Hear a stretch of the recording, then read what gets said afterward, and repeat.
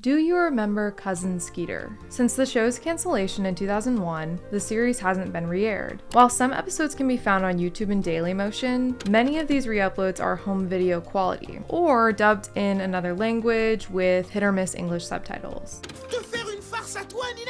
Meaning we have a case of partially lost media on our hands. In 2024, a fellow Skeeter fan uploaded a higher res version of the pilot episode at 60 frames per second. As someone who found the show funny, but can't recall much of it, I thought we could revisit episode 1 together and dig into a little bit of Skeeter lore. Meet Bobby, played by Ri'chard, the show's non-namesake protagonist and narrator. He's an LA to New York City transplant with bad luck and poor math skills, which lands him in summer school. Perhaps things will turn around as he meets a crush-worthy girl in his apartment's elevator. This is Nina, played by Megan Good. Hi. Maybe it won't be so bad after all. You know, I think I saw you in my summer school class today. I'm going mostly for music because I'm getting straight A's except for English and math.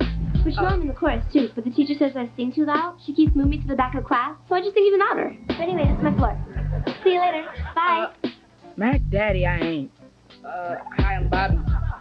He can't get a word in edgewise, but luckily he's got Raven Baxter's dad to comfort him, aka Andre. Hey, son, how was your... You look like you just met a beautiful girl in the elevator and you couldn't work up the nerve to say anything to her. I like to imagine that Andre is able to predict Bobby's state of mind, like, you look like you just failed a math pop quiz and realize that society is due to collapse on any given day now. Anyway, it turns out his cousin Skeeter is a total algebra whiz. He's en route from Atlanta to the big city to become Bobby's new math tutor and bestie. It all started to click back into place for me here. I want to rock right now. I want to rock right now. What's up? I'm Skeeter, Gemini. I tell you what a superstar I am, but my friend Michael Jordan told me never to drop names. First class is the bomb. You know I'm such a VIP, they usually let me fly the plane. I didn't mean to hit that button. Women perceive Skeeter to be a suave, short king with connections to celebrities as a cherry on top. This thesis is backed up by the theme song performed by the group 702.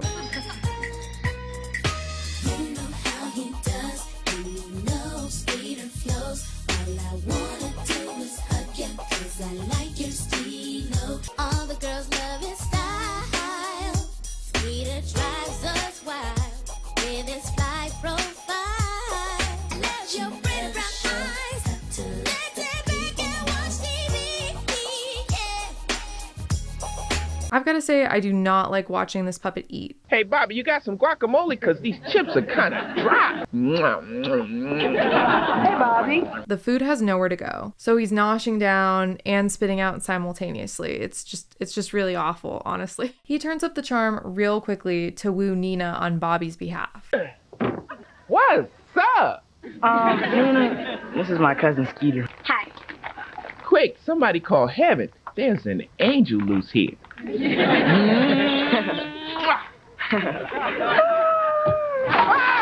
Flying too close to the sun and straight into steaming hot dog water, Skeeter suggests they're pals with MC Light and thereby have the connections needed to secure an autographed picture for Nina. That's my girl. That's my homie.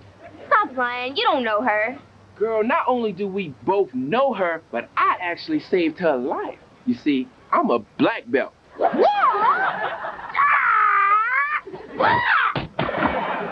So when you guys are going to be there tonight? Be there?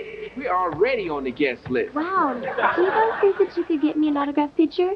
Sure, I'll make sure Bobby gets one for you. And it results in a manipulative Skeeter meltdown that I kind of love. Okay, I can see why you're mad that I finished all your homework for you. And I promise tomorrow we'll go over every equation.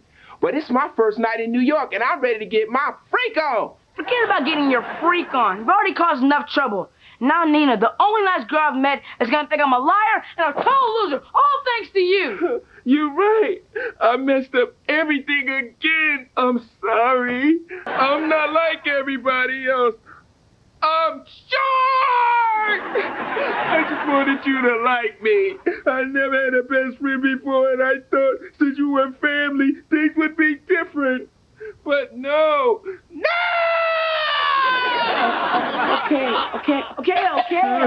Okay. Stop crying. Yes, I'm sorry. Apology accepted. Hey, that's my hat. Now let's go to the party! And before you know it, Skeeter is tossed around again, this time through the club's window in order to break in and hit on Tisha Campbell. Hey girl, what's happening, sweetie? Are your legs tired? Cause you've been running through my dreams all night.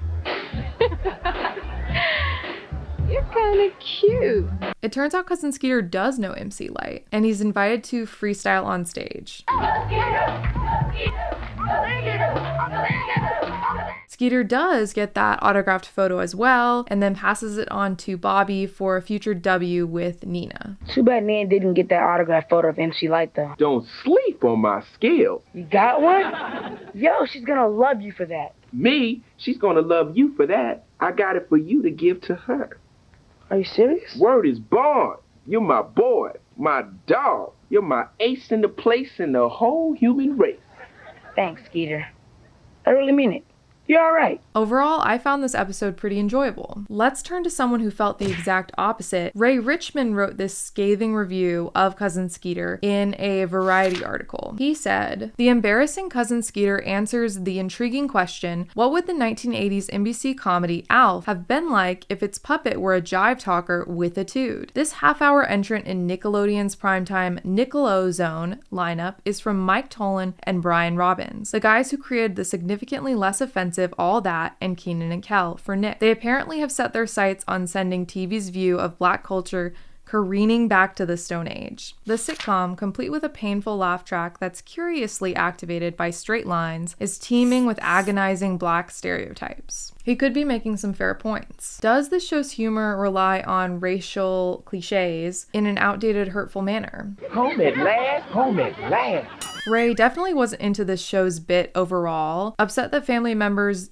didn't outright acknowledge Skeeter's felt otherness. By contrast, the third creator that's credited for Cousin Skeeter was interviewed 3 years ago and had this to say. People like yourself recognize that it affected kids and they loved it. They gave them an example of a black family that had love for each other. People wanted to help each other. And even though you were quote unquote an outsider, you the cousin, loved him. And he loved them. And to me, that's the thing I'm most proud about. Sure, he's biased, but for him the show was ironically human and always meant to make a positive impact. Cousin Skeeter's final episode aired on May 19th, 2001. After 3 seasons and 9 episodes, the puppet was put to rest.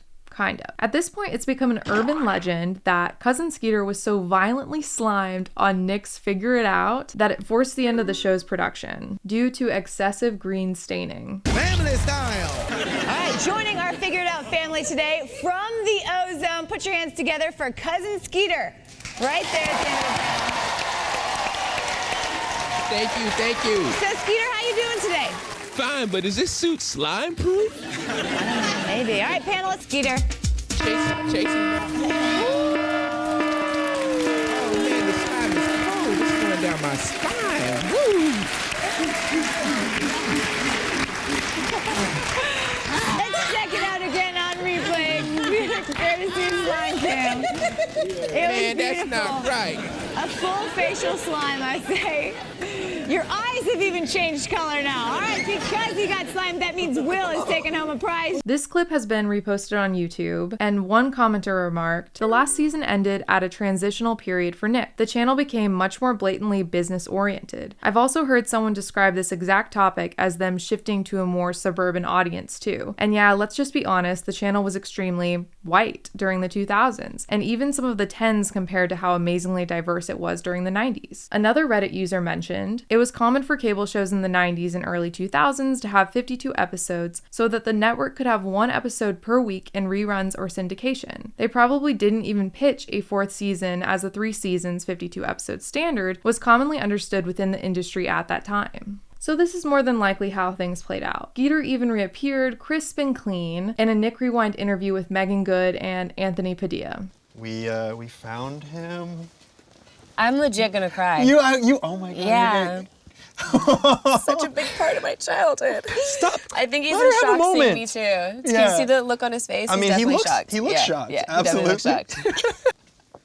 Kumbaya, It's like so cool. At the time of filming this video, Robert Ri'chard was interviewed just days ago. When asked about his work, he said, "I've never seen anything that I've done. Not Coach Carter, not Cousin Skeeter, not one-on-one." When asked why, he said, "I'm just in it for the love. The face that I get from people saying, I watch your show, popcorn, the theater, chocolate, the television, the lights off.